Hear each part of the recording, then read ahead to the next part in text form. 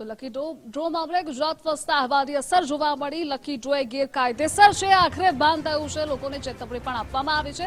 જોકે 26 જાન્યુઆરી લકી ડ્રોનું આયોજન પણ કરવામાં આવ્યું હતું અને આજ લકી ડ્રોના આયોજકો પર ગુજરાત ફર્સ્ટના અહેવાલની ધારદાર અસર થઈ છે। અહેવાલ બાદ આયોજકોને લકી ડ્રો ગેરકાયદે હોવાનું ભાન થયું છે। તો અહેવાલ બાદ આયોજકોને આ ભાન થયું હોવાથી ચેતવણી આપી છે અને રૂપિયા પરત આપવાની આયોજકો દ્વારા જાહેરાત પણ કરવામાં આવી છે। અમારો લકી ડ્રો બજરંગ ફાઉન્ડેશન ઇનામી યોજના અમે આજથી સતત રીતે બંધ કરીએ છીએ।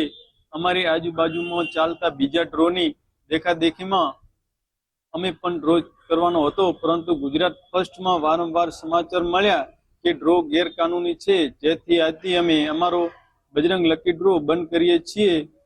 જે લોકોએ ટિકિટ લીધી હોય તે લોકોએ પોતાના એજન્ટ પાસેથી પૈસા પરત મેળવી લેવા અને જે કોઈ એજન્ટ પૈસા ના આપે તો તેના વિરુદ્ધ સામે કાયદેસરની કાર્યવાહી કરી શકો છો। અમારી આજુબાજુના વિસ્તારમાં ચાલતા લકી ડ્રોની દેખાદેખીમાં અમે પણ બજરંગ ફાઉન્ડેશન ઇનામી યોજના લકી ડ્રો ભરડુની શરૂઆત કરી હતી, પરંતુ વારંવાર ગુજરાત ફર્સ્ટના સમાચાર બતાવવામાં આવ્યા કે ઇનામી ડ્રો ગેરકાનૂની છે, જેથી અમે આજથી અમારો લકી ડ્રો બંધ કરીએ છીએ।